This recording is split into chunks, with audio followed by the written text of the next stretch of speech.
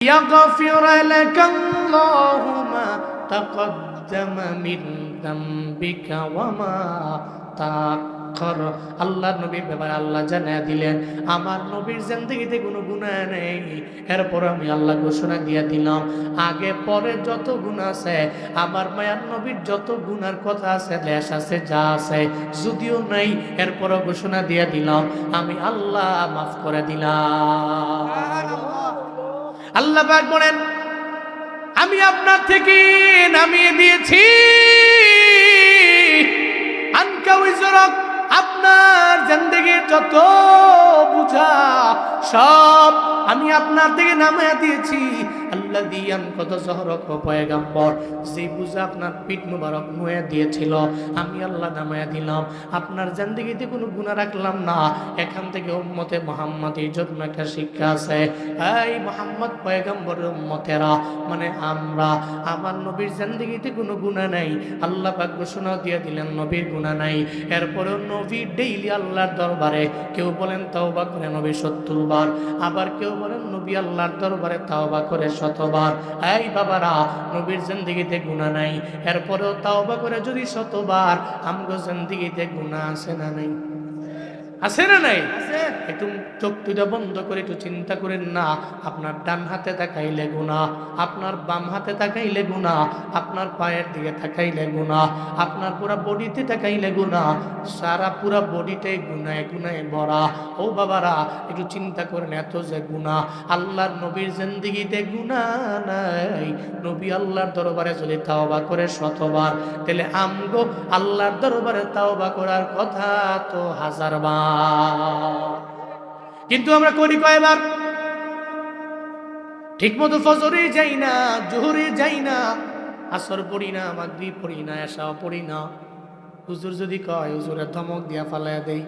হুজুর কবর আপনারটা আপনার, আমারটা আমার। নৌজওয়ান রে কইলে, নৌজওয়ান কয় এখন জোয়ান বয়সে নামাজ না, একটু বুড়া হইলে পরে আমি আদায় করতে পারবো। এই চিন্তা করে হুজুরদের পর্যন্ত দমক দিয়া উড়াইয়া দেয়, তারাইয়া দেয়, অথচ চিন্তাও নাই। এখন থেকেই তো নামাজ, এখন থেকেই তাওবা, এখন থেকে ইস্তিগফার, আল্লাহর দরবারে বেশি বেশি বলা, মাওলা রে আমার জিন্দেগির গুনাহ তুমি মাফ করে দাও। তাহলে এখান থেকে আমাদের শিক্ষা তাওবা বাড়াইয়া দেওয়া লাগবে। এই বাবারা, আপনাদের একটা আমল শিখিয়ে দেওয়া যায়, অন্তত পক্ষে ডেইলি কিছু পারেন না, ৫ ওয়াক্ত নামাজ তো আপনি আদায় করবেন। আপনার কবরস্থানের পাশে গিয়া আপনি ২ বার জন্য হলেও কবরস্থানের পাশে দাঁড়াইবেন। যেখানে দেখবেন আপনার মা চলে গেছে, আপনার বাবায় চলে গেছে, আপনার দাদায় নাই, নানায় নাই, নানিয়ে নাই, আপনার বংশের মুরব্বীরা নাই, এরা কবরের মধ্যে শুয়ে রইল। ওই কবরের পাশে গিয়া দাঁড়াইয়া একটু চিন্তা করেন না রে বাপ, ওই কবরের মধ্যে আপনার মায়ের শুয়ে রইল, এত সুন্দরী মা, ওই মা কবরের মধ্যে শুয়ে রইল।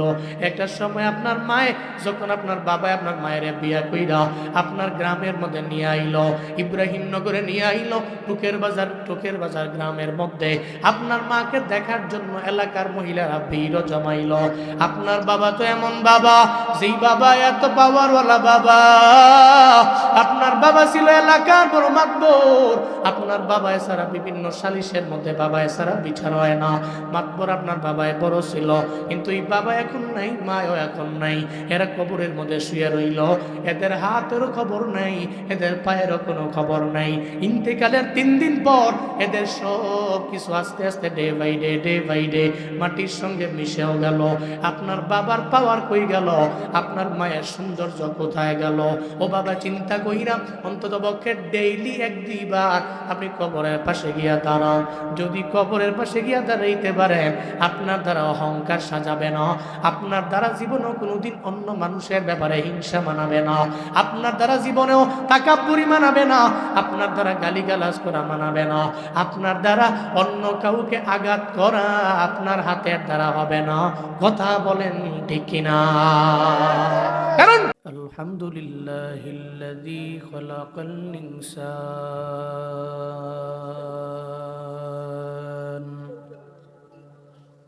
وكرم وعلمه من البيان ما لم يعلم فسبحان الذي لا يحصى امتنانه باللسان ولا بالقلم. ونشهد أن لا إله إلا الله وحده لا شريك له، لا ضد له ولا ند له ولا مثل له. ونشهد أن سيدنا وسندنا وحبيب ربنا وطبيب قلوبنا ومولانا محمدا عبده ورسوله، صلى الله تعالى عليه وعلى آله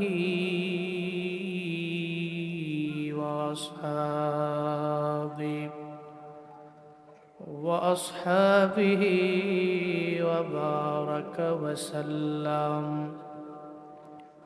وبارك وسلم تسليما كثيرا.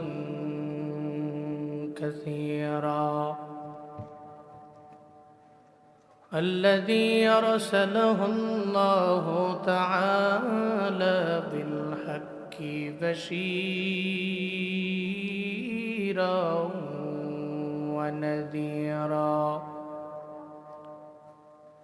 وداعيا إلى الله بإذنه وسراجا منيرا. اللهم صل على محمد النبي الأمي وعلى آله وسلم تسليما. وبعد، فأعوذ بالله من الشيطان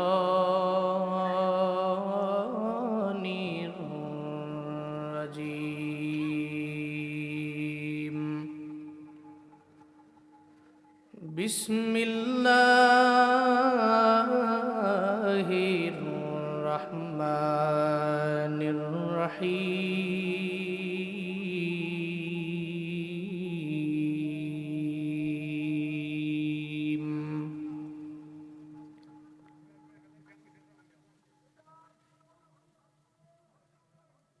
ألم نشرح لك صدرك ووضعنا عنك وزرك الذي أنقض ظهرك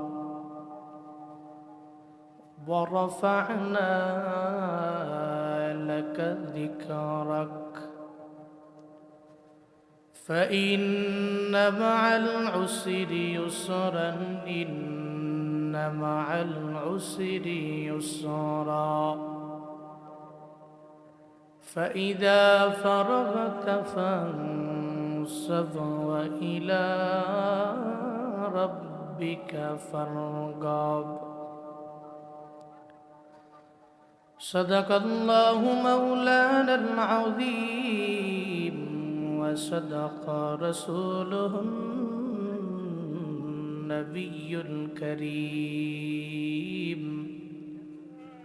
ونحن على ذلك لمن الشاهدين والشاكرين والذاكرين، والحمد لله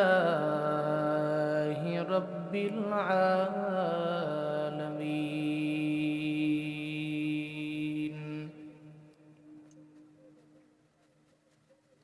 दुनिया की सदाकत में तेरा नाम रहेगा, दुनिया की सदाकत में तेरा नाम रहेगा। सिद्दीक तेरा नाम से इस्लाम रहेगा, सिद्दीक तेरा नाम से इस्लाम रहेगा। दुनिया की अदालत में तेरा नाम रहेगा, दुनिया की अदालत में तेरा नाम रहेगा। फारूक तेरा नाम से इस्लाम रहेगा, फारूक तेरा नाम से इस्लाम रहेगा। दुनिया की सखावत में तेरा नाम रहेगा, दुनिया की सखावत में तेरा नाम रहेगा। उस्मान तेरा नाम से इस्लाम रहेगा, उस्मान तेरा नाम से इस्लाम रहेगा। दुनिया की शुजाअत में तेरा नाम रहेगा, दुनिया की शुजाअत में तेरा नाम रहेगा। हैदर तेरा नाम से इस्लाम रहेगा, हैदर तेरा नाम से इस्लाम रहेगा।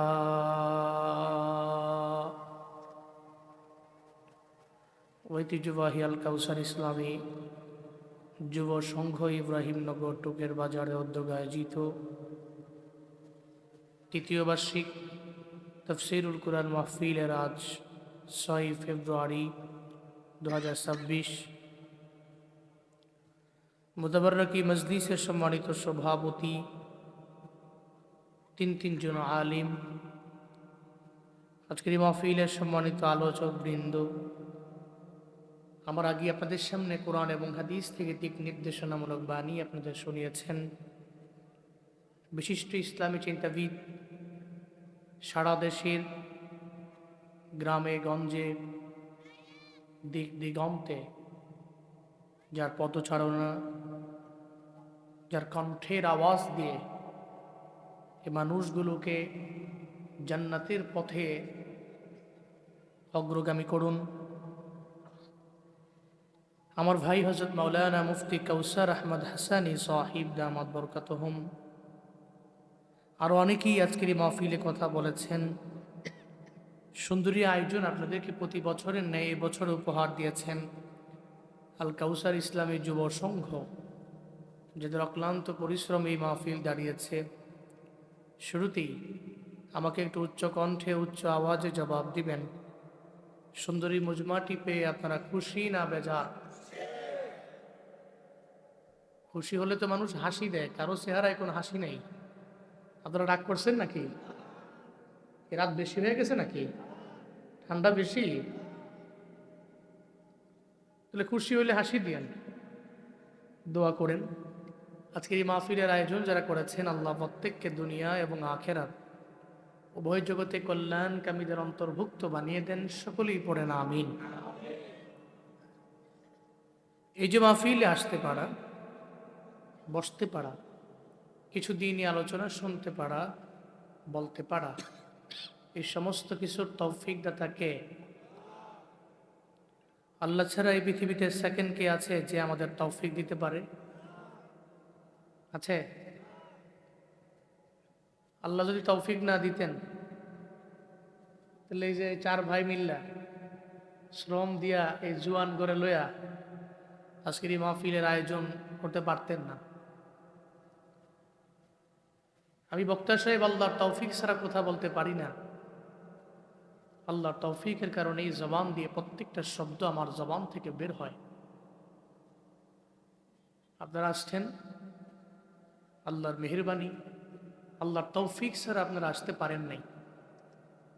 এর মানে তৌফিক বক্তার নাই, শ্রোতার নাই, কমিটির নাই, কারো নাই। তৌফিক কার?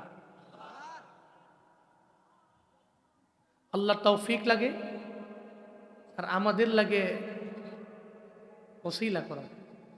আমরা চেষ্টা করতে হবে, মাধ্যম ধরে অগ্রগামী হওয়া লাগবে। এখন যদি আমি কই যে তৌফিক দিবেন আল্লাহ, এই যে মুরব্বী আঙ্কেল, এই যে কই যাওনি, আপনাকে এই যে আসেন, সাউন্ড লাগবো, মনে করছে অন্য হুজুর, পারমিশন নিয়ে ওঠা লাগবে। আর এই সাউন্ড কোথেকে আসে? হ্যাঁ, কীর্তন মাইরালছে রে। এই কীর্তনের যন্ত্রণায় আগে 3 বছর আগে যখন বাড়ি ছিলাম, আমার বাড়ির চতুর্পাশে হিন্দু অভাব নাই, আখরাওয়াজ। মাহফিল শেষ করে বাড়ি থেকে একটু ঘুমামো, যন্ত্রণায় ঘুমাইতে পারতাম না, কিছু বলতেও পারি না। বললে কই যে আমরা তো ক্ষুদ্র গোষ্ঠী, আমরা সংখ্যালঘিষ্ঠ, এই কারণে খালি আম করে ধরে। তা আমগো তো ঘুম শেষ, অনেক বিরক্ত হইতাম তখন, কিন্তু কিচ্ছু করার নাই। এদের ধর্ম এরা পালন করুক, আমরা আমাদেরটা করি, বাদ বাকি ডিস্টার্ব করবে অনেক। কথা বলতে গেলে অনেক বেশি সাউন্ড তো ডিস্টার্ব হবে। আল্লাহ সহজ করেন, সকলে পড়ে না আমিন। ভাই সব আল্লাহর তৌফিক ছাড়া আমাদের সব কিছু ইম্পসিবল, কিন্তু আমাদের চেষ্টা থাকা লাগবে। আমি যদি চিন্তা করি মনে মনে আজকের এই মাহফিলে আমি যাবো না, যদি আমি চিন্তা করি যাইতাম না, আমি চেষ্টাও করলাম না, বেরও হলাম না, ফোন দিয়ে বলে দিলাম আসতে পারবো না, আর যদি বলি যে আল্লাহ যা করছে ভালোর জন্যই করছে, তো হবে না। তো আমি চেষ্টা করতে হবে। ঘরের মধ্যে আজাইরা বৈশা থেকে বাংলাদেশের বহু বক্তা আছে, প্রোগ্রাম রেখা মিস করে, কোনো কাজও নাই, গুরুত্বপূর্ণ কোনো বিষয়ও নাই, হুদাই প্রোগ্রাম মিস করে। এরকম বহু বক্তা আছে। আপনাদের অনেকের সুপরিচিত একজন বক্তা আছে, নাম বলবো না আমি, ওনার মন চাইছে তখন উনি ঘুমায় গেছে, মন চাইছে তো গাড়ি ব্রেক দিছে, মাহফিল 5টা হলে 5টায় ক্যান্সেল, যাইতাম না আমি। এটা আল্লাহর মেহেরবানি, আল্লাহর শুকর। যতদিন এই ময়দানে আছি ততদিন মাহফিলকে উদ্দেশ্য করে বের হই, চেষ্টা করি, এবং গত 8 বছরে একটা মাহফিলও আমার দ্বারা ক্যান্সেল হয় নাই। এটা আল্লাহর মেহেরবানি। কারণ এই যে মানুষগুলো আপনারা আসছেন, আমি দাওয়াত রাখছি, আমি আসি নাই, আপনারা সবাই আমার দোয়া দিবেন, যাবেন আর বলবেন যে কি বক্তা হইছে, কি বক্তা হইছে, আর দুনিয়ার বদদোয়া আমারে দিবেন। এমনিই তো আমলের কোনো পুঁজি নাই, আবার আপনাকে বদদোয়া লয়ে চলবো কেমনে? আল্লাহর মেহেরবানি আসতে পেরেছি, আপনারাও আসছেন। আমরা আল্লাহর কাছে শুকরিয়া আদায় করি, সকলে চিল্লা একবার করে সমস্বরে পড়ি আলহামদুলিল্লাহ। আমার সাথে পড়ুন, রব্বানা লাকাল হামদ হামদান কাসীরান তাইয়িবান মুবারাকান ফি, ইয়া রাব্বি লাকাল হামদু কামা ইয়ানবাগি লিজালালি ওয়াজহিকা ওয়া আযীমি সুলতানিক, লাকাল হামদু বিল ঈমান, লাকাল হামদু বিল ইসলাম, লাকাল হামদু বিল কুরআন। প্রশংসা করলাম কার? মৃত্যু পর্যন্ত করব কার? আল্লাহ সে তৌফিক আমাদের সবাইকে দান করেন। আমি খুতবায় সূরাতুল ইনশিরাহ তিলাওয়াত করেছি। আমাকে যেহেতু বিষয় বলছে রাসূল সাল্লাল্লাহু আলাইহি ওয়াসাল্লামের শান, সূরা ইনশিরাহটা পুরাটাই নবীর শানের উপরে। শুধুমাত্র লাস্ট 4 আয়াত, এর 2 আয়াত নবীজিকে এনশিওর করা, আর 2 আয়াতে 2টা আদেশ করা। বাদ বাকি পুরোটা সূরা আল্লাহ পাক যে নাজিল করছেন, এর অবতরণের যে প্রেক্ষাপট, শানে নুজুল যেটাকে বলা হয়, ওইটা দেখলে বোঝা যায় আল্লাহ নবীর শান মান কি পরিমাণে বাড়াইছেন, এটা বুঝাতে যে আল্লাহ সূরা ইনশিরাটাকে নবীর উপর নাজিল করেছেন। 40 বছর পর্যন্ত নবীজি নবুয়ত পাননি। 40 বছর বয়সে নবুয়ত পেয়েছেন। আচ্ছা বলেন তো, নবীজি কি নবুয়তের পর থেকে সত্যবাদী, নাকি জন্মের পর থেকে নিয়ে 40 বছর পর্যন্ত পুরা টাইম সত্যবাদী? বিষয়টা এমন না যে নবুয়ত পাইলেন উনি সত্যবাদী হলেন, বিষয়টা এমন না। নবুয়ত পেলেন তো উনি ওয়াদা করে ওয়াদা পূর্ণকারী হলেন। নবুয়ত পেলেন তো উনি আমিন হলেন, আল আমিন হলেন। বিষয়টা এমন না এর আগে উনি খায়েন ছিলেন অথবা এর আগে উনি সত্য বলতেন না, এমন না। ওনার শুরু থেকে নিয়ে শেষ পর্যন্ত কোনো মিথ্যার লেশ মাত্র।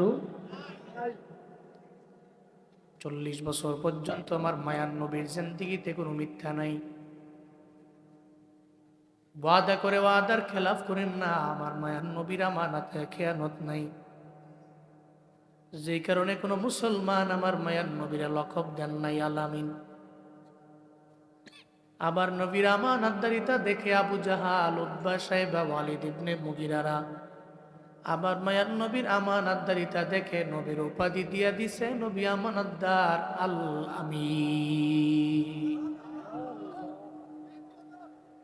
40 বছর লাগে নবীর জিন্দেগিতে কোনো মিথ্যা নাই। 40 বছর আবু জাহাল, উতবা, সাইবা, ওয়ালিদ ইবনে মুগিরা আমার মায়ার নবীর ব্যাপারে বলতে লাগলো, এই মুহাম্মদ সত্যবাদী মানুষ, আমানতদার মানুষ, ওয়াদা করে খেলাফ করে না, অন্যায় করে না, অবিচার করে না, জুলুম করে না। 40 বছর পর্যন্ত ভালো, কিন্তু 40 বছর পরে নবীজি নবুয়ত পেয়ে গেলেন। এরপর থেকে আর নবীর ভালো লাগে না, কারণ স্বার্থে আঘাত লাগলে কারো কাছে ভালো লাগে না, ঠিক কিনা? স্বার্থে আঘাত লাগলে আর নাই। 40 বছর যেই নবী আল আমিন হঠাৎ আমার মায়ার নবী যখন কালেমার দাওয়াত দিতে লাগলেন, তখন আর আমার নবীরে ভাল লাগে না। শুধু তাই না, আমার মায়ার নবীর এরা জাদুকর বইলা গালি দিত। শুধু তাই না, আমার মায়ার নবীর এরা মজনুন বলতো, পাগল বলতো। অন্যান্য দেশের লোকেরা নবীর সাথে মোলাকাত করার জন্য যখন মক্কার জমিনের মধ্যে এরা আসতো, আবু জাহাল বলতো, কই যাও? কয়ে মোহাম্মদ নবীজির দরবারে যাই। ওখানে গিয়া তো কোনো লাভ হবে না, সেখানে গেলে তোমরা পাগল হয়ে যাবা, সে নিজেও একটা পাগল। এটা বলতে দেরি মানুষের কৌতূহল বেড়ে যাইতো, দৌড়ে যাইতো নবীজির দরবারে। ওনার চাঁদ মাখা চেহারা মুবারক আর সুন্দর আচরণের মায়ায় পরে কালেমা পরে মুসলমান হয়ে যাইতো। কিন্তু 40 বছর পর্যন্ত ভালো, আর পরে খারাপ। কেন? কারণ স্বার্থে আঘাত লাগলো। এই কারণে স্বার্থে আঘাত লাগলে দেখবেন ইমাম সাহেবরে আর বেতন দেয় না। স্বার্থে আঘাত লাগলে ইমাম সাহেবরে কয়েক হাত ধরে ধাক্কা দিয়ে মসজিদ থেকে বের করে দাও। স্বার্থে আঘাত লাগলে মানুষের উপরে আঘাত করতে দেরি করে না, মানুষের উপরে জুলুমের মাত্রা বাড়ায়, অত্যাচারের মাত্রা বাড়ায় দেয়। এতদিন পর্যন্ত হুজুর ভালো, হুজুর তো সুদের বিরুদ্ধে বয়ান করলো না, ঘুষের ব্যাপারে কোনো বয়ান করে নাই। যেদিন থেকে বয়ান আরম্ভ করে দিল, ওদিন থেকে আর হুজুরে গনায় ধরে না, হুজুরের ঠিক মতো বেতন দেয় না, মসজিদ থেকে বের করে দেয়। হুজুরের কয়, হুজুর আমার বেতন খেয়ে তুমি আবার সুদের বিরুদ্ধে বয়ান করো। এমন কমিটি সমাজের মসজিদে আছে না? এতদিন পর্যন্ত ভালো, এখন ভালো না। আবু জাহাল আমার মায়ার নবীর ব্যাপারে বলতে লাগলো, মোহাম্মদ পাগল হয়ে গেছে, জাদুকর বিলা বিলা গালি দেয়। শুধু তাই না, আমার মায়ার নবী হেরাম শরীফের পাশে দাঁড়াইয়া যখন নামাজের মধ্যে দাঁড়ায়, আমার মায়ার নবীর বডি মুবারকের উপরে, দেহ মুবারকের উপরে উটের নারী বুড়ি কুলু পর্যন্ত আমার মায়ার নবীর উপরে চাপায়া দেয়। আল্লাহর দরবারে আমার মায়ার নবী যেখানেই যায়, নবীর মনটা বড় খারাপ হয়ে গেল। আল্লাহ নবী আল্লাহর দরবারে বলতে লাগলেন, ও আল্লাহ, 40 বছর পর্যন্ত এরা আমারে আল আমিন উপাধি দিয়ে দিল, 40 বছর পরে এরা আমারে দেখতে পারে না। আমি কালিমার দাওয়াত দেওয়ার পরে এরা জীবনও কোনোদিন আমার দ্বারে কাছে তো আসে না, উল্টা আমার বদনাম করা আরম্ভ করে দিল। এমন কি হয়ে গেল আমার ব্যাপারে মাওলা? আল্লাহর দরবারে কান্নার আওয়াজ। আল্লাহ পাক রব্বুল আলামিন জিবরাইলে কয়, ও জিবরাইল, যাও যাও আমার মায়ার নবীর দরবারে চলো। আমার মায়ার নবী চোখের পানি ফালায় কান্না করবে, এটা আমি আল্লাহ মানতে পারি না। আমার মায়ার নবীর দরবারে সূরা ইনশিরাহটা নিয়ে যাও, আর আমার মায়ার নবীরে পয়রা জানায়া দাও। আল্লাহ যদি কাউরে হিদায়াত দেয়, ওই বান্দা হিদায়াত নামক দৌলত পায়।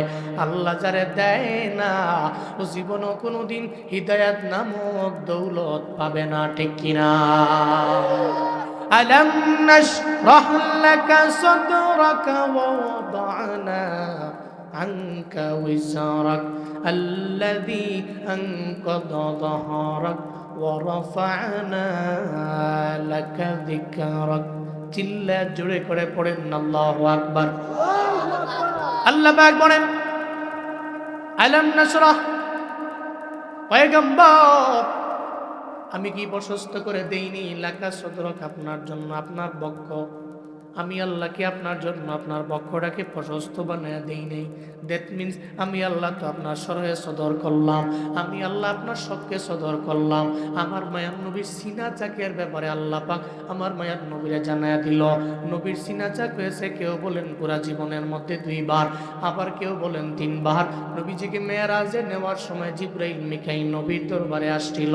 ওই সময় আসার পর আমার মায়ার নবীর দরবারে আইসা আমার মায়ার নবীর বুকটাকে সিনা ভিতর থেকে হৃদয়টাকে বের করলেন। এরপরে জমজমের পানি দিয়ে ধুইলেন, ওপেন হার্ট সার্জারি করলেন। এরপরে যেই জায়গায় হৃদয় মুবারক ছিল, ওই জায়গার মধ্যে আমার মায়ার নবীর হৃদয় মুবারকটারে ঢুকায়া দিলেন। ওটাকে বলা হয় সরহে সদর, শক্কে সদর। আল্লাহ কয়, পয়গম্বর আমি আল্লাহ আপনার সরহে সদর করলাম, আমি আল্লাহ আপনার শক্কে সদর করলাম। আমি আল্লাহ আপনারে জানায়া দিলাম, যাদের দিলটারে আমি আল্লাহ দিনের জন্য কবুল করে নেই, যাদের কলবটাকে আমি আল্লাহ দিনের জন্য কবুল করি, ওই বান্দাই দিনই লাইনে আগাইয়া যায়। আর যাদের কলবটারে আমি আল্লাহ দিনের জন্য কবুল করি না, ও জীবনও কোনো দিন দিনই লাইনে আগাইয়া যেতে পারবে না। কারণ হিদায়াত দেওয়ার মালিক তো দুনিয়ার কেউ না, হিদায়াত দেওয়ার মালিক আমার রব। আল্লাহ যারে হিদায়াত দিবেন ওই বান্দা হিদায়াত পাবেন, আল্লাহ যারে দিবেন না ও পাবে না, জীবনও কোনোদিন ওই বান্দা পাবে না। নবীর হাতেও নাই, হুজুরের হাতেও নাই, কোনো আলেমের হাতে নাই, কোনো পীরের হাতে নাই। হিদায়াত কার হাতে? আরো জোরে বলেন, কার হাতে? এখান থেকে বয়ান শুনে সবাই জেগিয়ে নামাজ পড়বে এমন না। বহু লোকেনে আছে আজকে সারা দিনের মধ্যে ফজরও পড়ে নাই, জোহরও পড়ে নাই, আসরও পড়ে নাই, মাগরিব পড়ে নাই, এশাও পড়ে নাই। আছে না নাই? কিন্তু আমি বলবো না হাত উঠান, ওনাকে উঠাবে না। এমনি তো নামাজ পড়ে নাই, আবার আর একটা মিথ্যা বইলা হাতও উঠাবে না। দরকার নাই, জিজ্ঞেস করবো না রে বাপ। তবে আপনি যে বয়ান শোনার জন্য আসলেন, বয়ান শোনার আগে আপনি নামাজে গেলেন না। বয়ান শুই না তো নামাজের মধ্যে যাওয়া লাগবে। কারণ বয়ান শুই না তো এই ব্যক্তি তার দিলের মধ্যে এটাই গাঁথবে, এতদিন পর্যন্ত যা করি নাই এখন থেকে আমি তা করব, এতদিন পর্যন্ত যা করছি এখন থেকে আমি তা ছেড়ে দিব। পরিবর্তন হওয়া লাগবে।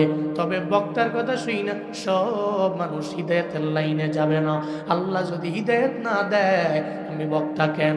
সারা দুনিয়ার সমস্ত আউলিয়া গাউস কুতুবাই না যদি কয় আপনার সামনে একটা বোতল দিয়ে দিলাম, বোতলের মধ্যে পানিও আছে, ওই অলিয়ে কামেলরা এই বোতলের মধ্যে ফু মারেন, ও বড় বড় অলিয়ে কামেলরা ফু মারবে। আর যদি কয় ধরেন এই বোতলটা আপনারে দিয়ে দিলাম, এই জন্য জুয়ান পোলারে খাওয়ান যাতে ও নামাজি হয়ে যায়। আল্লাহ যদি কয় কপালে হিদায়াত নাই, নাই, সারা দুনিয়ার সমস্ত অলির ফুয়ের পানি পান করাইলেও লাভ হবে না। কারণ হিদায়াত দেওয়ার মালিক কে? আল্লাহ নবীকে বললেন, এই জন্য আপনাকে জানাইলাম আমি আল্লাহ যার পক্ষটাকে ইসলামের জন্য দিনের জন্য কবুল করে নেই, ও তো পায় যার পক্ষটাকে আমি আল্লাহ দিনের জন্য কবুল করি না, ও জীবনেও কোনোদিন পাবে না। হযরত বেলালের দিকে দেখেন না, উনি তো কোনো দামি পরিবারের লোকও না, আবার কোনো দামি বংশেরও না, বড় কোনো লিডারও না, বড় নেতাও না, বড় একজন মালিকও না, মনিবও না, একজন সাধারণ লেভেলের দাস। এরপরেও হযরতে বেলালের দাম আল্লাহর দরবারে আছে না না? কিন্তু আবু জাহালের দাম আল্লাহর দরবারে আছে? উতবার দাম, সাইবার দাম, ওয়ালিদ ইবনে মুগিরার দাম আল্লাহর কাছে নাই। হযরত বিলাল রাদিয়াল্লাহু আনহুর দাম আল্লাহর দরবারে আছে না নাই? এই যে হুজুর সোনামণি, কই যাও? যাবাগা? বসো। উঠতেন না? উঠা যাবেন একবার শেষ করে ইনশাআল্লাহ। আল্লাহ কবুল করেন, জোরে কোন আমিন। জি, রাগ করছেন নাকি আপনারা? কোন মারহাবা, জোরে সুবহানাল্লাহ, আরো জোরে আলহামদুলিল্লাহ, চিল্লা আল্লাহু আকবার। আবু জাহলের দাম নাই, হযরত বিলালের দাম আছে। কারণ কি?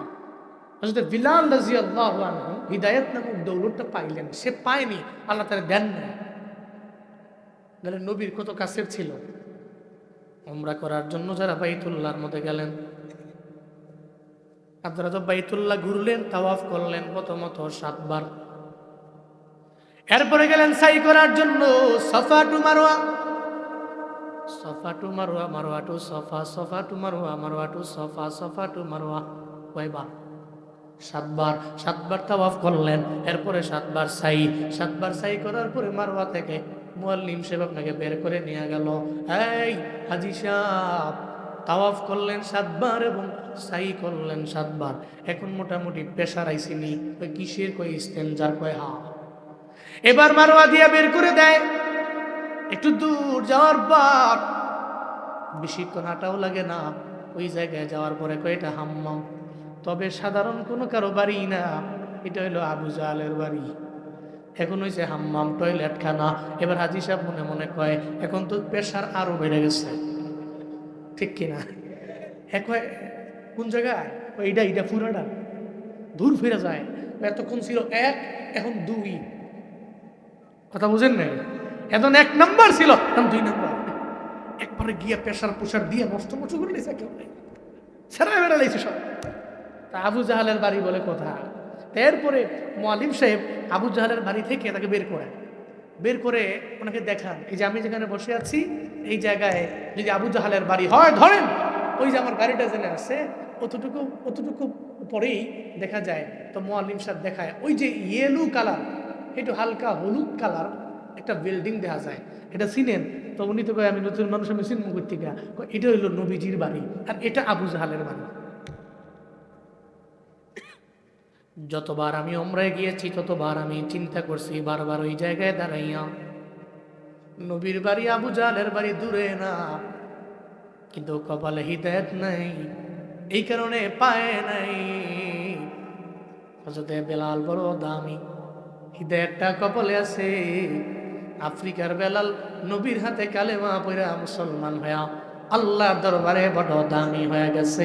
এর মানে হিদায়াত কারো হাতে নেই, হিদায়াত দেওয়ার মালিক একজন, চিল্লা বলেন তার নাম। আল্লাহ পাক বলেন আমি যার পক্ষ ইসলামের জন্য কবুল করে নি, ওই বান্দা তো দ্বীনের জন্য আগাইতে পারে।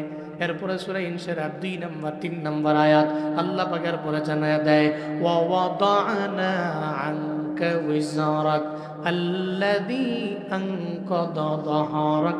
চিল্লা পড়েন আল্লাহু আকবার। আল্লাহ পাক বলেন ওয়া ওয়াদানা, আর আমি নামিয়ে দিলাম, আনকা নবী আপনার থেকে, উযরাক আপনার বোঝা আমি আপনার থেকে নামিয়ে দিলাম, আল্লাযী আনকাদা যাহরাক, যে বোঝা আপনার পৃষ্ঠ দেশ পর্যন্ত নুয়ে দিয়েছিল, ওই বোঝা আমি আল্লাহ আপনার পিঠ মুবারক থেকে নামায়া দিলাম। এখন মুফাসসিরিন কেরাম বলেন, আমার মায়ার নবীর পিঠ মুবারকের মধ্যে কিসের বোঝা, কিসের বোঝার কথা আল্লাহ পাক বললেন? সব মুফাসসিরিন কেরাম একমত, আল্লাহর নবীর জিন্দেগিতে কোনো গুনাহ আছে? নবীর জিন্দেগিতে কোনো গুনাহ নাই। লিয়াগফিরা লাকাল্লাহু মা তাকদ্দামা মিন যামবিকা ওয়া মা তাআখার। আল্লাহর নবীর ব্যাপারে আল্লাহ জানিয়ে দিলেন, আমার নবীর জিন্দেগিতে কোনো গুনাহ নেই। এরপর আমি আল্লাহ ঘোষণা দিয়ে দিলাম, আগে পরে যত গুনাহ আছে, আমার মায়ার নবীর যত গুনার কথা আছে, লেশ আছে, যা আছে, যদিও নাই, এরপরও ঘোষণা দিয়ে দিলাম আমি আল্লাহ মাফ করে দিলাম। আল্লাহ পাক বলেন, আমি আপনার থেকে নামিয়ে দিয়েছি আনকা উযরক, আপনার জিন্দেগীর যত বুঝা সব আমি আপনার থেকে নামিয়ে দিয়েছি। আল্লাযী আনকাযা যহরক, পয়গম্বর যে বুঝা আপনার পিঠ মুবারক নুয়ে দিয়েছিল, আমি আল্লাহ নামিয়ে দিলাম। আপনার জিন্দেগীতে কোনো গুনাহ রাখলাম না। এখান থেকে উম্মতে মুহাম্মাদের জন্য একটা শিক্ষা আছে।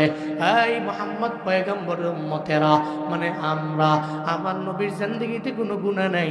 আল্লাহ পাক ঘোষণা দিয়ে দিলেন নবীর গুনাহ নাই। এরপরেও নবী ডেইলি আল্লাহর দরবারে, কেউ বলেন তাওবা করে নবী 70 বার, আবার কেউ বলেন নবী আল্লাহর দরবারে তাওবা করে 100 বার। এই বাবারা, নবীর জিন্দেগিতে গুনাহ নাই, এরপরেও তাওবা করে যদি 100 বার, আমগো জিন্দেগিতে গুনাহ আছে না নাই? আছে না নাই?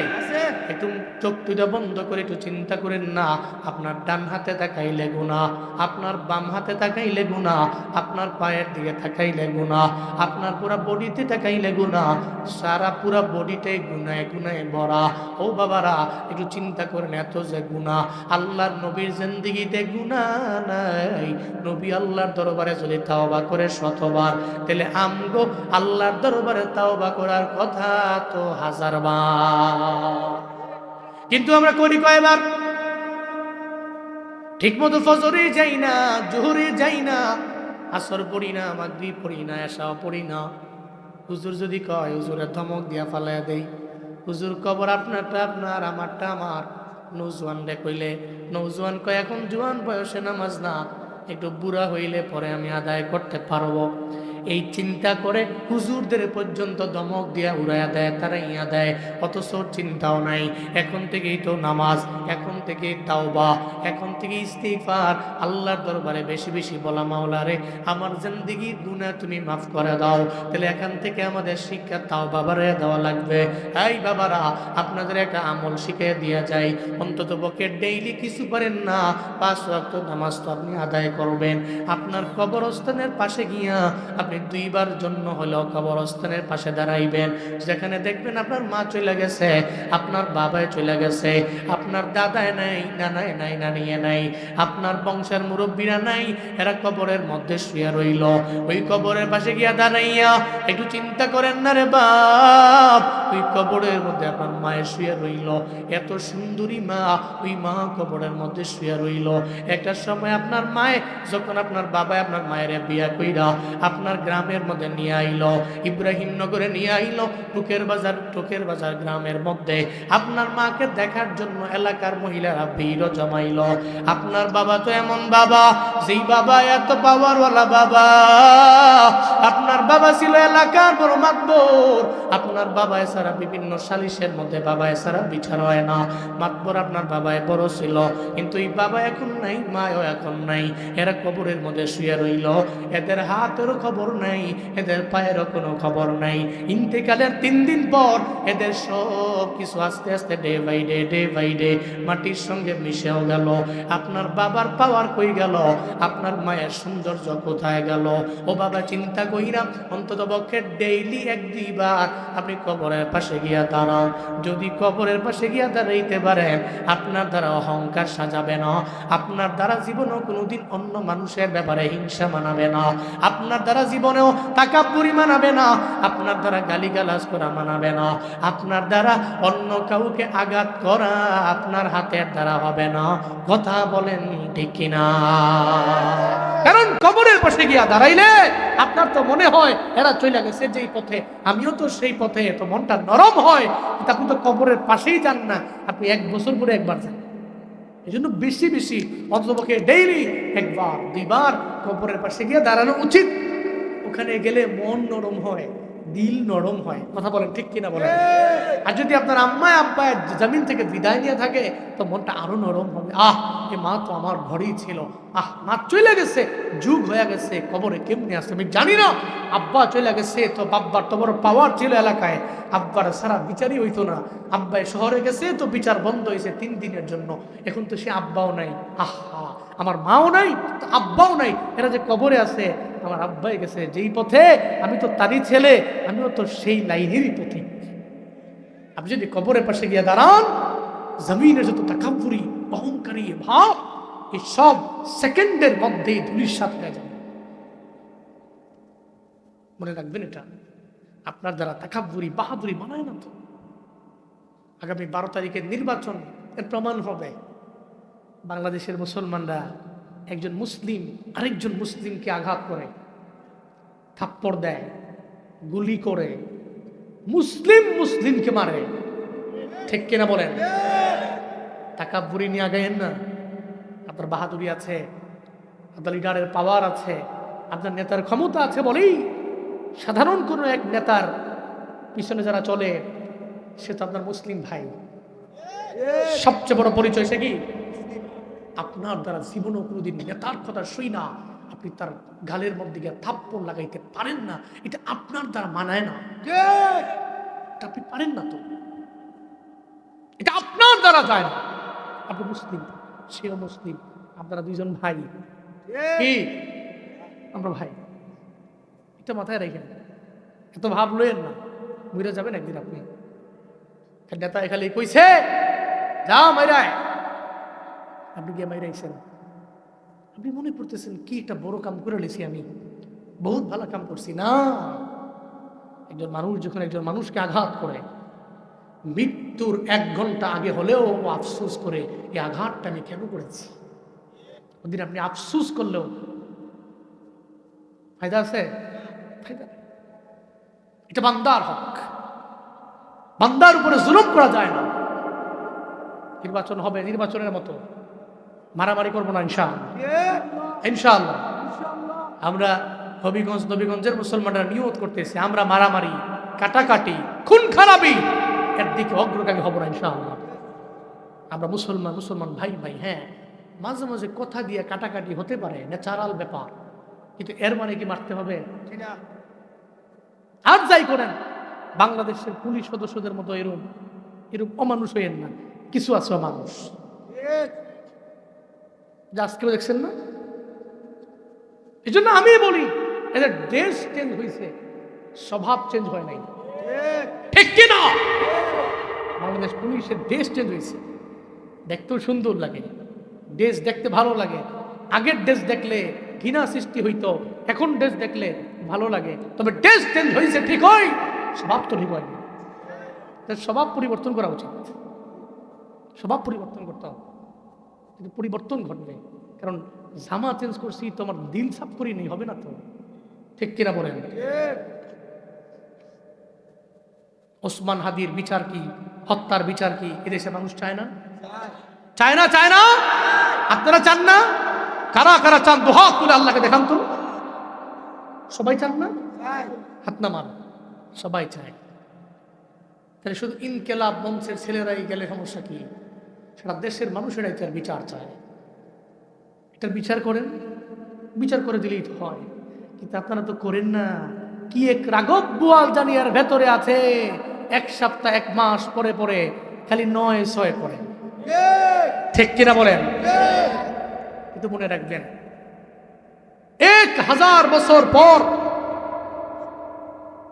100 বছর পর, 200 বছর পর, 500 বছর পর এই জমিনের মাটি যতদিন থাকবে, একটা ছোট্ট পিচ্চি পোলাও ওসমান হাদির নাম জানবে।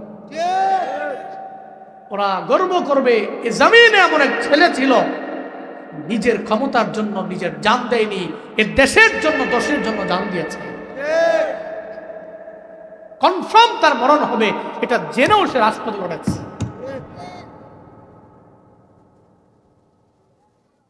এজন্য বিচার করা উচিত। আর সে বিচারের দাবিতে এরা মাঠে গেছে, আজকে করে মারছে। আমার এমন আঘাত, আমি আসার সময় দেখলাম মোবাইলের মধ্যে একটা 50 থেকে 55 বছর বয়সের একটা নারী, আমাদের মা দাদির বয়সী, 55 অথবা 60 হবে। উনি বলতেছে সাংবাদিকদের সামনে, আমি আমার সন্তানদেরকে নিয়ে উসমান হাদির হত্যাকারীর বিচারের জন্য যখন আমি রাস্তার মধ্যে নামলাম, কিছু মানুষ আমার আইসা আমার বুকের মধ্যে লাথি মারছে, আমার রোডের মধ্যে ফালায়া দিচ্ছে, এদের জুতা দিয়ে আমার উপরে আঘাত করছে। এটা শোনার পরে নিজেকে ধরে রাখা যায় না। বাংলাদেশের প্রশাসনের মধ্যে এমন কিছু কুলাঙ্গার আছে, এদের মনে হয় মায়েরও ঠিক নাই, বাবারও ঠিক নাই। যদি মা বাবার আদরের পাইয়া বড় হইত, তাহলে 55 বছরের একটা নারীর বুকের মধ্যে এদের জুতা দিয়ে আঘাত করতে পারত না। ঠিক কিনা বলো? এই জন্য মানুষের মতো মানুষ হওয়া বড় জরুরি। আল্লাহ বলছেন এরা দামি জাতি, মানে আমরা দামি জাতি। আবার আল্লাহ বলছেন উলাইকা কাল আনআম, আল্লাহ বলছেন এরা চতুষ্পদ জন্তুর ন্যায়। বাল হুম মাদাল, শুধু চতুষ্পদ জন্তুর ন্যায় না, এর চাইতেও নিকৃষ্ট। কথা আমার না, চিল্লায়া বলেন কথা কার? ও মিয়া, সে তার অপরাধী, আমি ধরলাম, আমি মানলাম, কিন্তু 55 বছর বয়সের একটা মার মতো বয়সী একটা মহিলাকে তুমি আঘাত করতে পারো না। আর যে তাকে তার বুক বরাবর রাস্তায় ফেলাইয়া পা দিয়ে আঘাত করে, সে মানুষের মতো মানুষ না, ও তো মানুষ রূপী জানোয়ার। এটা কেমনে সম্ভব? এটা কেমনে সম্ভব? আল্লাহ আমাদের সবাইকে সঠিক বুঝদান করেন। আরো জোরে পড়েন আমিন। তাকাব্বুরি, আপনার বাহাদুরি, আপনার অহংকার, কবরের পাশে গিয়ে দাঁড়ান, নিমিশেই দেখবেন সব ধুলিস্যাৎ হয়ে গেছে। 2 এবং 3 নম্বর আয়াত থেকে আমাদের শিক্ষা, নবীজির জিন্দেগিতে গুনাহ ছিল না, আল্লাহ সব উঠে নিছেন। উনি তাওবা করতেন, আমরা বেশি বেশি তাওবা করব, পারি না, অন্তত পক্ষে ডেইলি 1-2 বার হলেও কবরস্থানের পাশে গিয়ে দাঁড়াবো। পারবো তো ইনশাআল্লাহ। আল্লাহ পাক কবুল মঞ্জুর করেন, সকলে পড়েন আমিন। ওয়ারাফা'না লাকা যিকরাক, আল্লাহ পাক বলছেন সূরা ইনশিরার 4 নম্বর আয়াতে আল্লাহ পাক জানায়া দিলেন, নবী আবু জাহাল আপনার উপরে উটের নারী বুড়ি চাপায়া দেয়, আপনি তো এই কারণে চোখের পানি ফেলে কান্না করেন। আমি আপনার ব্যাপারে জানায়া দিলাম, আমি আল্লাহ, স্বয়ং আমি আল্লাহ এই জমিনের মধ্যে আপনার জিকির, আপনার স্মরণ আমি আল্লাহ বুলন্দ করে দিলাম। যেখানে দেখেন আল্লাহর নাম, ওখানে নবীর নাম। আজান দিয়েছে মুয়াজ্জিন, আল্লাহর নামের পর ওই জায়গায় নবীর নাম আছে না নাই? ইকামতের মধ্যে আল্লাহর নামের পরে নবীর নাম আছে না নাই? আমি যে খুতবা বললাম, খুতবার মধ্যে আল্লাহর নামের পরে নবীর নাম আছে না নাই? সব জায়গার মধ্যে আল্লাহর নামের পরে নবীর নাম আছে। কেউ যদি কয় কালেমার লা ইলাহা ইল্লাল্লাহ মানি, মুহাম্মাদুর রাসূলুল্লাহ আমি মানি না, তাহলে ঈমানদার? হ্যাঁ, তাহলে ওই বান্দা ঈমানদার হতে পারবে না। আবার যদি কয় আমি তো অনেক বড় দামি একজন ইমাম, আমি দামি বড় ইমাম, আমি আমার নামাজের মধ্যে নবীর নাম আমি একবারও বলবো না, আমি তাশাহুদের মধ্যে নবীর নাম বলবো না, আমি দুরূদ ইব্রাহিমের মধ্যে নবীর নাম বলবো না, তাহলে তো বান্দার নামাজটাই তো হইল না। যত বড় ইমাম হোক, যত বড় মুয়াজ্জিন হোক, যাই হোক না কেন, আল্লাহ কয় নবী চিন্তা নাই, ইন্না আতাইনাকাল কাউসার ফাসাল্লি লিরাব্বিকা ওয়ানহার ইন্না শানিয়াকা হুয়াল আবতার। আজকে আবু জাহাল উতবারা আপনার দ্বারে দ্বারে আইসা আপনার উপরে উটের নারী বুড়ি চাপায়, আপনার মন খারাপের দরকার নাই। আমি আল্লাহ ওয়াদা দিয়ে দিলাম, এই জমিনে আবু জাহালের নাম নেওয়ার মতো কেউ থাকবে না, কিন্তু আপনার নাম নেওয়ার মতো জমিনে উম্মতের অভাব হবে না। কথা বলেন ঠিক কিনা? আমার নবীর নাম নেওয়ার মতো উম্মতের অভাব নাই। মদিনা থেকে বাংলাদেশের নবীগঞ্জের টুকের বাজার কত দূর, এরপরেও দেখবেন রাতের বেলা বয়ান লাগে, রাতের বেলা ঘুমায় না, বালিশ ভেজায় ফেলে, চোখ দিয়া ঘোরায় ঘোরায় পানি পড়ে, নবীর কাহিনী শুই না কান্দে। মুরব্বীটা সাহাবায়ে কেরামের জিন্দেগি লাগা চোখ দিয়া ঘোরায় ঘোরায় পানি পড়ে। কিরে মুরব্বী কান্দো কেন? আমি তো বুড়া মানুষ, আমি তো গরিব মানুষ, আমি চাইলেও তো নবীর কাহিনী শুনি, মদিনায় আমি যেতে পারি না। আল্লাহর দরবারে কান্না করে আর বলে, মাওলা রে, তুমি তো আমার এমন এক গরিব বানাইলা, জমিনের ধনীরা রমজান মাসে উমরায় যায়, চোখের পানি ফেলায় ফেলায়, মধ্যবিত্ত আর গরিব পোলাডায় চোখের পানি ফেলায় ফেলায় কান্না করে। নবীরে দেখছো নি? কয় না। নবীর চেহারা মোবারক দেখছো? কয় না। এরপরেও নবীর জন্য কেন কান্দ? আল্লাহ কয়, এটাই তো আমার ওয়াদা ছিল, আমার নবীরে এরা পাবে না, আমার নবীরে দেখবেও না, কিন্তু নবীর অনুসরণ কইরা, নবীর স্মরণ কইরা চোখের পানি ফেলে কান্না করার উম্মত জমিনে অভাব থাকবে না। যার প্রমাণ হলো নবীগঞ্জের মুসলমানেরা আল্লাহ নবীর জন্য কান্না। সব জায়গায় গেলে নবীর বয়ান শুনে চোখের পানি ফেলায় ফেলায় কান্দে। এই কারণে তো আল্লাহ জানায় দিলেন, নবী ওয়ারাফা'না লাকা যিকরাক, আমি আপনার জন্য আপনার জিকির বানাইলাম, আপনার সম্মান আমি আল্লাহ বাড়ায় দিলাম। এমন শুধু তাই না, আমি আল্লাহ আপনার সব জায়গায় বরকত বানাইলাম। আপনার দেহ মুবারকে বরকত, আপনার লালা মুবারকে বরকত, আপনার দেহ মুবারকে বরকত, আপনার ঘাম মুবারকে বরকত। এক কথায় আপনার পুরো হোল বডির মধ্যে আমি আল্লাহ এত পরিমাণে বরকত বাড়ায় দিলাম। কি পরিমাণে বরকত বাড়াইলেন আমার আল্লাহ! আমার মায়ার নবীর জিকির, সম্মান, মর্যাদা কি পরিমাণ বাড়ায় দিল। এই নবীগঞ্জের মুসলমানেরা, এই নবীগঞ্জের মুসলমানেরা, খন্দকের যুদ্ধের ব্যাপারে অনেকেরই জানা আছে। ইতিহাসে বলা হয় ব্যাটল অফ কনফেডারেটস, সম্মিলিত বাহিনীর যুদ্ধ। খন্দকের যুদ্ধের ময়দানে তিন বাহিনীর সাথে মুসলমানেরা যুদ্ধ করে পেরে উঠবে না।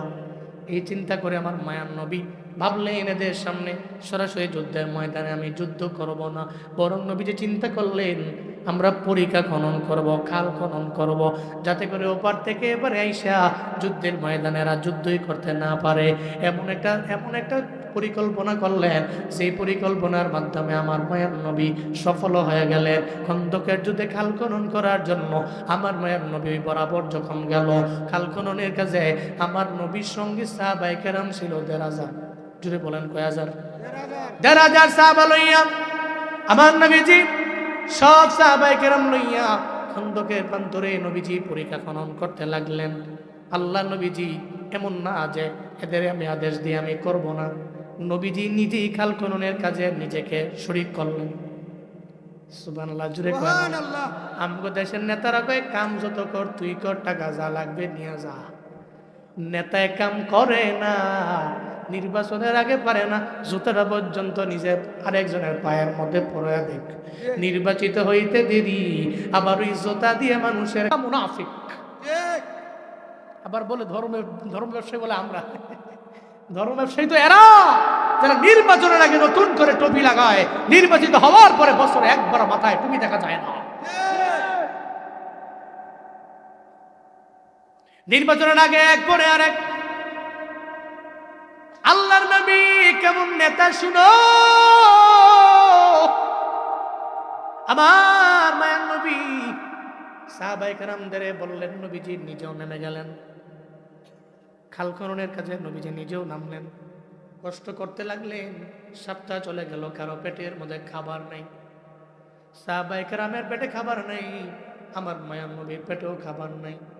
একটা পর্যায়ে নবী চিন্তা করলেন, সাহাবায়ে কেরাম তো না খাওয়া, আমি নবী কেমনে খাওয়ার জন্য আমার বাড়ির মধ্যে যাব। এই চিন্তা করে নবীজি পেটের মধ্যে একটা পাথর বাঁধলেন, পেটের মধ্যে পাথর বাঁধলেন। আল্লাহর নবী আমার পেটের মধ্যে পাথর বাইদা নবীজি পরিখা খনন করতে লাগলেন। একটা পর্যায়ে আমার নবী বাঁকা হয়ে গেছেন, সোজা হয়ে দাঁড়ান না। দূর থেকে হযরত জাবের রাদিয়াল্লাহু তাআলা আনহু তাকায়া দেখে আমার মায়ার নবী সোজা হয়ে দাঁড়ায় না, কেন যেন বারবার বাঁকা হয়ে যায়। হযরতে জাবের আমার নবীর দরবারে দৌড়ায়া গেলেন, যে কয় পয়গম্বর কেন দাঁড়াইতে পারেন না, কেন বারবার বাঁকা হয়ে যান? আমার মায়ার নবীর চোখ দিয়া কান্নার পানি। আমার মায়ার নবী জানায়া দেয়, জাবের রে, আমি তোমাদের সঙ্গে এখানে আসলাম, তোমাদের নিয়ে আসলাম কাল খনন করার জন্য। জাবের রে তাকায়া দেখ, পেটের ক্ষুধার যন্ত্রণা সহ্য করতে পারি না, এই কারণে পেটের মধ্যে একটা পাথর বাঁধলাম। যদি আমি সোজা হয়ে দাঁড়াই, এই পাথর যদি বইরা যায়, আমি পেটের ক্ষুধার যন্ত্রণায় পাগল হয়ে যাব। এই কারণে আমি সোজা হয়ে দাঁড়াইতে পারি না। আমি আমার পাথরটারে চাপা দিয়া বারবার বারবার আমি বাঁকা হয়ে যাই। আমি পেটের ক্ষুধার কারণে পেটের মধ্যে পাথর বাঁধলাম। হযরতে জাবেরের চোখ দিয়ে ঘুরে ঘুরে পানি পড়ে। দৌড়ে চলে গেলেন বিবির দরবারে। বাড়ি যে কয়, বিবি রে, ঘরের মধ্যে খাবার আসেনি? কয় আছে। কয়েকজনের হবে? কয় 3-4 জনের হবে। কয় আমার একজনের হলেই তো হবে। আমার মায়ের নবীরে বাড়িতে একটু দাওয়াত দিয়ে দিব, কারণ ঘরের মধ্যে খাবার রাইখা যদি নবীরে দাওয়াত না দেই, আমার বাড়ির মধ্যে যদি নাই না খাওয়াই, হাসরের ময়দানে আল্লাহ যদি বলে, ও জাবের, বাড়ির মধ্যে খাওয়ান ছিল, কেন তুমি আমার নবীরে দাওয়াত দিলা না, কেন নবীরে নিয়ে খাওয়াইলা না? আল্লাহ যদি সওয়াল আমারে করে দেয়, আমি আল্লাহর দরবারে জবাব দিতে পারবো না। ও বিবি, আমার নবীরে গিয়ে আমি একটু দাওয়াত দিয়ে দিব। বিবিও কয়ে, বড় ভালো ব্যাপার, যান নবীর দরবারে, নবীরে দাওয়াত দিয়ে বাড়ির মধ্যে নিয়ে আসেন। দৌড়ে চলে গেলেন, আল্লাহ নবীর দরবারে গেছে। নবীর দরবারে গিয়ে বলে, পয়গম্বর, আপনার পেটের মধ্যে ক্ষুধা আছে, পাথর বাঁধলেন, আমি আমার বাড়িতে আপনার দাওয়াত দিয়ে দিলাম। ও পয়গম্বর, আমার বাড়িতে আপনি 4টা ডাল ভাত খাবেন, রুটির দাওয়াত আমার নবীরে দিয়ে দিলেন। নবীজিকে দাওয়াত দেওয়ার পরে নবী তো একা যাবে না, সঙ্গে সাহাবা আছে কয় হাজার? জোরে বলেন, কয় হাজার? আল্লাহ নবী পাহাড়ের টিলের উপরে গিয়ে দাঁড়াইয়া কয়, এই 1,500 সাহাবা, কাজ বন্ধ করে দাও, আজকে জাবেরের বাড়িতে তোমাদের সবার দাওয়াত। হযরতে জাবের রাদিয়াল্লাহু আনহু জিহ্বায় কামড় দেন, কামড় হইছে কি? দাওয়াত দিলাম নবীরে, নবী দাওয়াত দিছে কয় হাজার? ঘরে খাবার আছে কয়জনের? করলো কামড় হইল কি? ওই কেমনে খাওয়া? দৌড়ে চলে গেলেন বিবির দরবারে।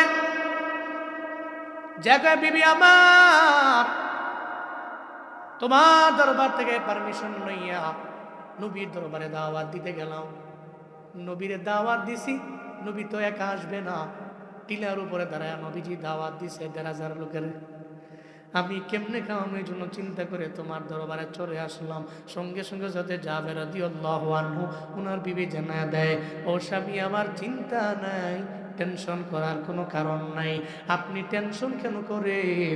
দাওয়াত দিছেন আপনি নবীরে, আপনি চিন্তা করবেন নবীরে লইয়া।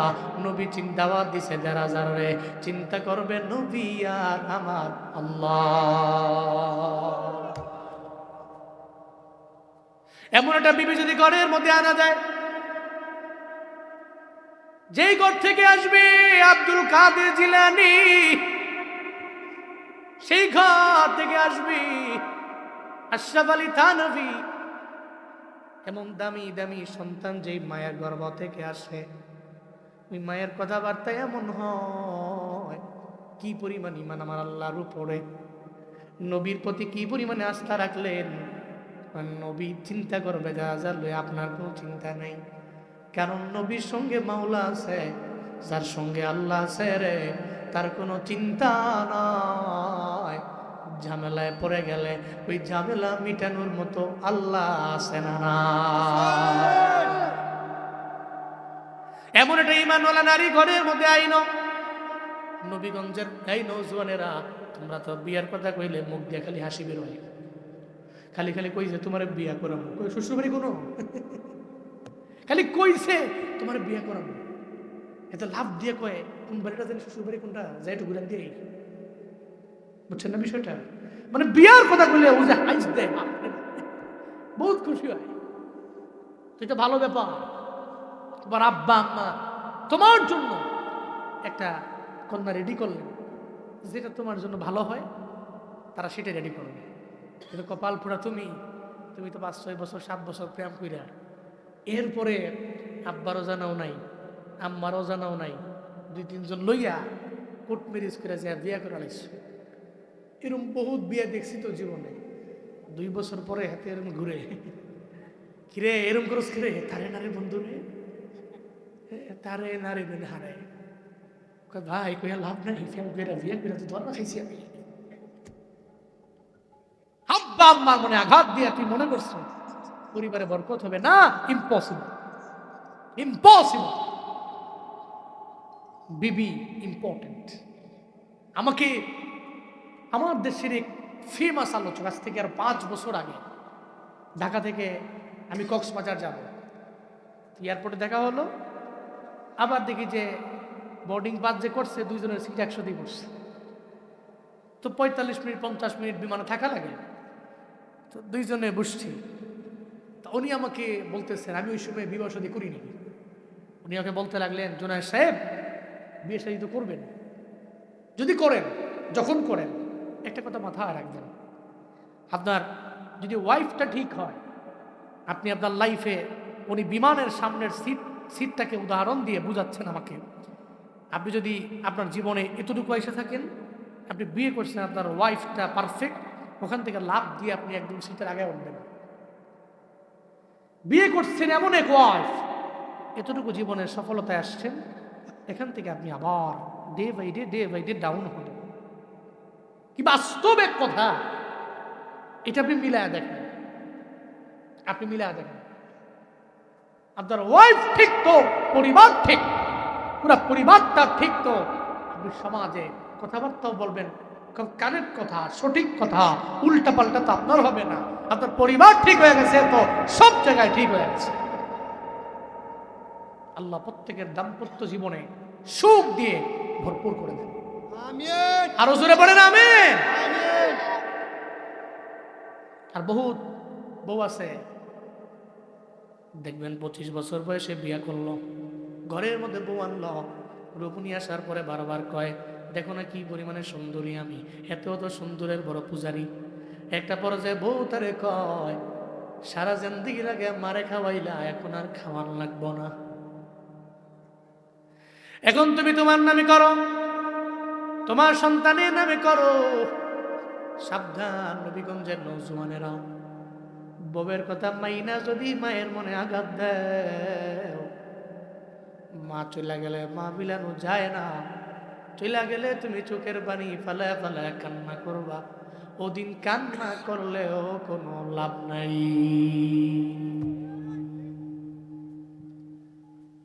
আমি জুনায়েদ আল হাবিব বয়ান করি, আমার পুঁজি নাই, নাই আমার ইলিম, নাই হিলিম, নাই আমল, ইতিহার পরেও মানুষের সামনে আমি কেমনে বয়ান করি? আমি আমার পুঁজিতে বয়ান করি না, আমার কোনো পুঁজি নাই বাপ, আমার কোনো পুঁজি নাই, এরপরেও কেমনে বয়ান করি? আমি সব জায়গায় গেলে আমি বলি, আমার এই ময়দানে আসার পেছনে একমাত্র আমার মা বাবার দোয়া আছে, আসাদিজায়ে কেরামদের দোয়া আছে, এদের দোয়ার কারণে আমি চলতে পারি, এদের দোয়ার কারণে আমি বয়ান করতে পারি। আল্লাহর কসমের বাইরে আমার আর কিচ্ছু নাই। কারণ জমিনের কত বড় বড় ওলিয়ে কামেলের জীবনী আমি পড়ছি, দেখছি এদের ব্যাকগ্রাউন্ডে মায়ের দোয়া আছে, বড় বড় ইমামদের কাহিনী পড়ছি, দেখছি ব্যাকগ্রাউন্ডে মা বাবার দোয়া আছে। এরা মা বাবার দোয়ার কারণে বড় দামি হয়ে গেছে, কারণ এই দোয়া তো এমন পাওয়ারওয়ালা দোয়া, জমিনের বুলেট মিস হয়ে যাইতে পারে, কিন্তু মা যদি আল্লাহর দরবারে দোয়া কইরা দেয়, ওটা জীবনেও কোনোদিন মিস হতে পারে না। এদের দোয়া মিস হয় না, আল্লাহ ফিরে দেয় না। মা বাবা জীবিত, এদের থেকে দোয়া নিও। নবীগঞ্জের যুবকেরা মা বাবার থেকে দোয়া নিয়ে চইল, জীবনেও মা বাবার মনে আঘাত দিও না।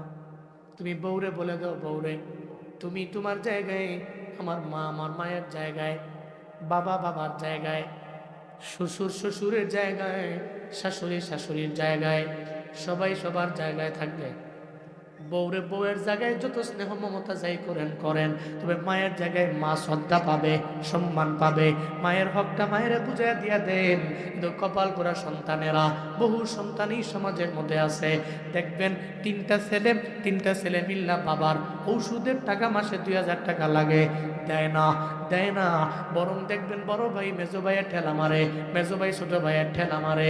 আবার একটা পর্যায়ে ওষুধ কিনতে না পাইরা হসপিটালের মধ্যেও নেয় না, মুরব্বী হয়ে গেছে বাবা, ঘরের বিছানার মধ্যে পইরা পইরা মারাও গেল। এমন একটা হালত হয়ে গেছে বাবার, এমন একটা পর্যায়ে পৌঁছে গেল, ওই বাবায় মারা গেল, দাফনও করলো। এবার সন্তানেরা 1 সপ্তাহ পরে 40 দিন পরে বাবার নামে 40 করে লক্ষ লক্ষ টাকা খরচ কইরা বাবার জন্য মেজবানি করে। মরার আগে 2000 টাকার ওষুধ কিনা দেয় না, মরার পরে মানুষের দাওয়াত দিয়া খাওয়ায়। এমন বেলাজা বেশরম নিমকারাম সন্তান আছে না না? অথচ মরার পরে প্রয়োজন নাই এত বড় দোয়ার। মরার আগে 1 মাসে লাগে 2000 টাকা ওষুধের জন্য বড় ভাই দেয় না, বড় ভাই মেজো ভাইয়ের ঠেলা মারে, মেজো ভাই ছোট ভাইয়ের ঠেলা মারে। না রে বাবা, এটা কইরো না, তুমি তোমার আব্বা আম্মারে আল্লাহর দেওয়া রিজিক থেকে তুমি তোমার আব্বা আম্মারে দেও। ওই জায়গায় দিলে তো ফুরায় না, বরং এদের দোয়ার কারণে আমার আল্লাহ আরো বাড়াইয়া দিবে, আমার আল্লাহ আরো বাড়াইয়া দিবে। জমিনের মধ্যে বহু ধনী দেখছি, এরা মা বাবারে খাওয়ানোর কারণে এদের কমে নাই, কারণ মা তারে দোয়া করে দিল, আল্লাহ তারে বড় দামি বানাইয়া দিছে। এই বড় 2 ভাই খাওয়ায় না, কিন্তু ছোট ভাইটা মা বাবারে খাওয়ায়, আব্বা মায়া তার জন্য দোয়াও করে দিছে। এমন হয়ে গেছে 10 বছর পরে 2 ভাই তো ফকির হয়ে গেছে, গরিব হয়ে গেছে। আর 3য় নাম্বার ভাইটা রমজান মাস আসলে 200-300 জন লোকের যাকাত দেয়। এমন নজির প্রমাণ আছে না না? কারণ এর ঘরের মধ্যে মায়ের দোয়া আছে। আর এই দোয়ার এত পরিমাণে পাওয়ার, যে দোয়ার কারণে আল্লাহ পাক রব্বুল আলামিন তারা দামি বানায়, তারা রিজিক দেয়, তারা সম্মানের আসনে সমাসীন করে। এই জন্য বাপ আজকে থেকে নিয়ত করে নেন, আপনি আব্বা আম্মার সাথে বেয়াদবি করবেন না, এদের থেকে বদদোয়া নিয়ে চলবেন না। আমি আল্লাহর কাছে দোয়া করি, ও মাওলা, আমাদের আব্বা আম্মা যাদের বেঁচে আছে তুমি নেক হায়াত দাও, যাদের মা বাবা নেই মা বাবার কবর জান্নাত বানায় দাও। চিল্লায়া পড়েন না আমিন। বলতেছিলাম মনে আছে নি, বিবি কেমন বিবি জানায়া দিল স্বামী আমার, হযরতে জাবের জানায়া দিলেন স্বামী জাবের, চিন্তা নেই আপনার জন্য, চিন্তা করবেন নবীরে নিয়া, নবী চিন্তা করবে 1000 সাহাবায়ে কেরাম লইয়া, চিন্তা করবেন নবী আর আমার আল্লাহ। হযরতে জাবের একটু টেনশন মুক্ত হলেন, দৌড়ে চলে গেলেন, কিন্তু চেহারার মধ্যে একটা চিন্তার ছাপ আছে। বিবি যাই কইছে, কিন্তু আল্লাহ না করুন যদি আমি খাবার না দিতে পারি, আমি তো লজ্জায় পড়ে যাব, আমি শরমের মধ্যে পড়ে যাব। ওই খন্দকের ময়দানে যাইয়া হযরতে জাবের দাঁড়ায় রইল, দেখা গেল চেহারার মধ্যে একটা টেনশনের ছাপ দেখা যায়। আল্লাহ নবী ডাক দেয়, ও জাবের আসো না, তোমার মনটা কেন খারাপ হয়ে গেল? আমি নবী টিলার উপরে দাঁড়াইয়া সাহাবায়ে কেরামদের দাওয়াত দেওয়ার পরে তোমার মন দেখা যায় খারাপ, কি হয়েছে জাবের তুমি আমারে বলো না। হযরতে জাবের কয়, নবী কিচ্ছু হয় নাই। আল্লাহ নবী কয়, না জাবের, তোমার চেহারায় বলি কিছু হয়েছে, বলো না আমার দরবারে কি হয়েছে তুমি বলো না। হযরতে জাবের তো বলতে চায় না। আল্লাহ নবী কয়, জাবের রে, একটু আগে জিবরাইল আমার দরবারে আয়েশা জানায় দিয়া গেছে, জিবরাইল আমার দরবারে আয়েশা বইলা গেছে, যাতে আমি তোমার দরবারে বলে দেই, তোমারে আমি জানায় দেই, চিন্তা যাতে না করে। হযরতে জাবের ঘরের মধ্যে খানা আছে 3 জনের, তবে আমি নবী ওখানে যাব, তোমার বাড়ির মধ্যে আমি যাব, আমি যাওয়ার পরে আল্লাহ পাক আমারে এমন বরকত বাড়ায় দিবে 1500 সাহাবা খাইয়া আসতে পারবে। চিল্লায় পড়া যাবে কি মারহাবা? ওই চিন্তা নাই, জিবরাইল জানায় গেছে, চিন্তা নাই। এরপরেও তার মনে চিন্তা আছে, আরে 1500 সাহাবা আমার ভাই যাইব, বুঝছেন না বিষয়টা? আপনি তো চিন্তা পাগল হয়ে যাবেন না। দাওয়াত দিছি হুজুর 3 জন রে, হুজুর আইছে 1000, আর বিয়ার সময় তো পাগল হয়ে যায়। দাওয়াত দিছে 100 জন, আইলেছে 300 জন। এরকম আছে না নাই? শরম নাই? এরকম বেশরম লোক বহুত আছে।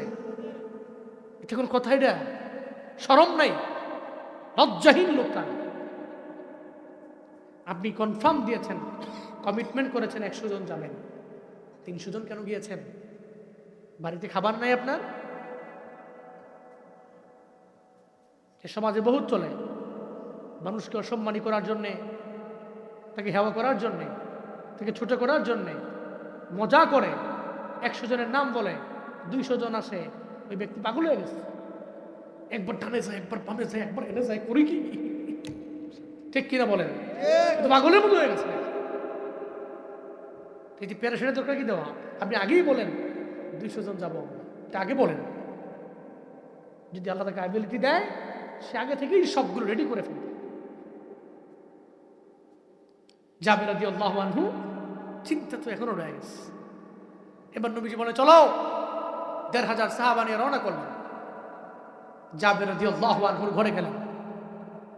নবীজি বলতে লাগলেন, জাবের রে, ঘরের মধ্যে খাবার কি আছে? কয় নবী, 2টা হাড়ির মধ্যে রুটি আছে আর গোশত আছে, আমার হাতের মধ্যে দাও। নবীজি বলার পরে নবীজির হাতের মধ্যে দিলেন রুটির পেয়ালা, গোশতের পেয়ালা 2টা দিলেন। দেওয়ার পরে নবীজি জিহ্বা মুবারক থেকে একটু লালাইনা লাগাই দিছে। দেওয়ার পরে কয়, জাবের রে, 1500 রে খাওয়াও, চিন্তা করা লাগবে না। আরো জোরে চিল্লে আল্লাহু আকবার। নারে তাকবীর, আল্লাহু আকবার, ইসলাম জিন্দাবাদ, নারে তাকবীর। নবীজি বলতে লাগলেন, তবে শুনো জাবির, তুমি সবগুলো সাহাবায়ে কেরাম রে একসঙ্গে তুমি খাওয়াইবা না। প্রথমত 500, এরপরে 500, এরপরে 500, কয়বারে বেশ করো 3টা। বিয়ে বাড়িতে 150 জন লুকাইছে, জায়গায় সংকুলন না হইলে কয়বারে খাওয়াইব? 2 বারে 3 বারে খাওয়াইব। 2রেই তো যদি জায়গা না থাকে তাহলে কোন জায়গায় বসাইব? হযরতে জাবের নবী বলে দিলেন, তুমি 3 বারে খাওয়াও। 3 বারে খাওয়ানোর জন্য নবী বললেন। এরপরে হযরতে জাবের 500 জন রে খাওয়াইলো, ফুরায় না। সুবহানাল্লাহ, জুড়ে কয় না। এরপরে আবার 500 খাওয়াইছে, ফুরায় না। এরপরে আবার 500 খাওয়াইছে, ফুরায় না। 1500 খাওয়া লাইছে রে। এবার নবীর বালা, আমার নবীর যায় কয়, নবী এবার আপনি খান। আমার নবীরা খাওয়াইছে, এরপরে ঘরের মধ্যে গেছে। ওখানে যাইয়া আমার নবীর থেকে একবার পারমিশন নেয় নাই, অনুমতি নেয় নাই, দেখার জন্য আসলে খাবার পেয়ালার মধ্যে আর আছে না নাই, একটু চেক করি দেখি না। যা তাকায়া দেখে, প্রথমবার আসার পরে বিবিজি খাবারগুলো দেখাইছে, ওই খাবারই দেখা যায়, বিন্দু মাত্র পরিমাণ কমে নাই। চিল্লা পড়া যাবে কি সুবহানাল্লাহ। আল্লাহর নবী জানায়া দেয়, এর জাবির, তুমি আমার পারমিশন ছাড়া এই ডাকনা কেন উঠাইছো? যদি আমার পারমিশন ছাড়া ডাকনা না উঠাইতা, আর তোমার খাবারের পেয়ালার মধ্যে যদি খাবার থাকতো, সারা জগতের লোকেরা যদি আজকে তোমার বাড়ির মধ্যে আইসা, যদি তোমার বাড়ির মধ্যে আইসা এরা পেট ভরে খাইতো, এরপরেও প্রথমবার তোমার বিবি তোমার যেই খাবার দেখিয়েছিল ওই খাবারই দেখতে পাইতা, সবাই পেট ভরে খাইয়া যাইতে পারত, বিন্দু মাত্র পরিমাণ কমতি হইতো না। ওয়ারফানা লাকা যিকরাক, চিল্লা পড়া যাবে কি আল্লাহু আকবার। আল্লাহ কয়, নবী, আপনার জিকির, আপনার সম্মান, আপনার মর্যাদা, আপনার সব বিষয়ে বরকত আমি আল্লাহ বাড়াইয়া দিলাম। এজন্য নবী আপনার চিন্তা নাই। ফাইন্না মাআল উসরি ইউসরান, ইন্না মাআল উসরি ইউসরা। যদি আপনার মক্কার লাইফটা কষ্ট হবে, মনে রাখবেন দুঃখের পরে তো সুখ আছে, দুঃখের পরে সুখ আছে। কাটাহিরি খেলতে কেন কমল তুলিতে, দুঃখ বিনা সুখ লাভ হয় কি মহিতে। দুঃখ বিনা তো জীবনও কোনোদিন আপনি সুখের সাগরে যেতে পারবেন না, পরিশ্রম করে করে এরপরে যাওয়া লাগবে। আল্লাহ সেই ব্যাপারে জানিয়ে দিল, নবী চিন্তা নাই, আপনার মাক্কি লাইফটা দুঃখের, আমি আল্লাহ আপনারা সুখে নিয়ে যাব। নিশ্চয়ই দুঃখের পরে তো সুখ আছে। ফাইদা ফারাগতা ফানসাব ওয়াইলা রাব্বিকা ফারগাব। এরপর আল্লাহ পাক নবীরে জানায়া দিল, পয়গম্বর, আপনি যখন কোন দুনিয়াবি কাজ থেকে ফারেগ হবেন, এরপরে আপনি রবের ইবাদতে মনোনিবেশ করেন, রবের দিকে আপনি অগ্রগামী হন, আপনি রবের দিকে আগায় যান, আপনি আমলের লাইনে আগায় যান। আল্লাহ নবী ইবাদতের লাইনে আগাইয়া, কিন্তু আল্লাহর নবীর বেলায় আল্লাহ কেন বলে, নবীরে বইলে আল্লাহ উম্মতের শিক্ষা দেয়, এই নওজোয়ানেরা, তোমরা যারা মোবাইল চালাও